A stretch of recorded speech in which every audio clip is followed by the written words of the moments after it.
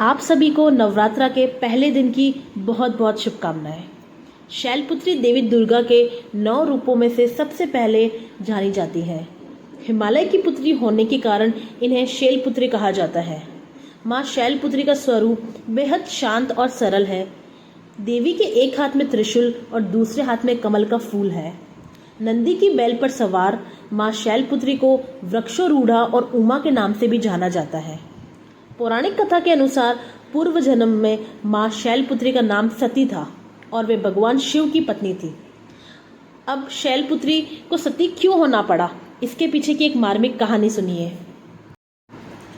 एक बार सती के पिता प्रजापति दक्ष ने एक यज्ञ करवाया और उसमें तमाम देवी देवताओं को शामिल होने का निमंत्रण भेजा गया। सती भी उस यज्ञ में जाने के लिए बहुत व्याकुल थी। हालांकि प्रजापति ने सती और भगवान शिव को आमंत्रित नहीं किया था, इसलिए भगवान शिव वहां जाना नहीं चाहते थे। भगवान शिव ने सती से कहा कि प्रजापति दक्ष ने उन्हें आमंत्रित नहीं किया है, इसलिए वहां जाना उचित नहीं है। लेकिन सती नहीं मानी और बार बार यज्ञ में जाने का आग्रह करती रही। ऐसे में भोलेनाथ मान गए और उन्हें यज्ञ में जाने की अनुमति दे दी।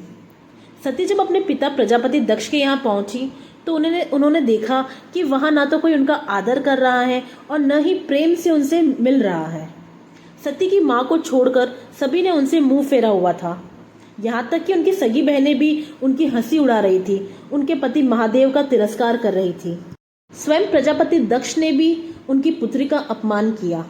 सती सबका ऐसा रवैया बर्दाश्त नहीं कर पाई और अपने अंदर से बहुत दुखी हो गई। उनसे पति का अपमान सहन न हुआ।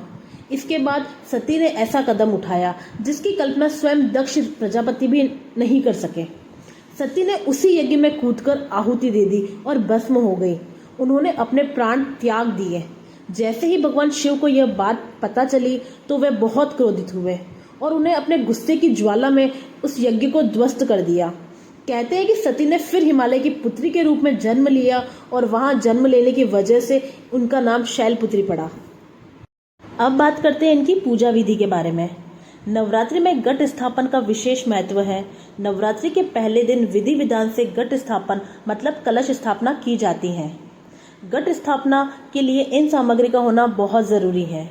जौ बोने के लिए चौड़े मुंह वाला मिट्टी का बर्तन, स्वच्छ मिट्टी या तांबे का कलश, साथ में ढक्कन, कलावा, लाल कपड़ा, नारियल, सुपारी, गंगाजल, दूर्वा, आम या अशोक के पत्ते, 7 प्रकार के अनाज, अक्षत, लाल पुष्प, सिंदूर, लौंग, इलायची, पान, मिठाई, इत्र और सिक्का।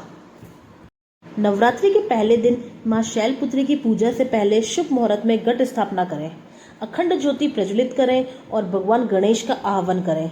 देवी शैलपुत्री को सफेद रंग बहुत प्रिय है। घट स्थापना के बाद विधि विधान से देवी शैलपुत्री की पूजा करें। माँ शैलपुत्री को कुमकुम, सफेद चंदन, हल्दी, अक्षत, सिंदूर, पान, सुपारी, लौंग, नारियल और 16 श्रृंगार का सामान अर्पित करें।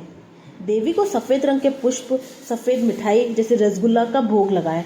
माँ शैलपुत्री के बीज मंत्रों का जाप करें, जैसे ओम देवी शैलपुत्रे नमः, हीम शिवाय नमः, और फिर आरती कर दें। शाम को भी माता की आरती करें। आप सबकी जो भी मन में मनोकामनाएं हैं माता रानी जरूर पूरी करें। वीडियो पसंद आई है तो लाइक और शेयर जरूर करें। जय माता दी।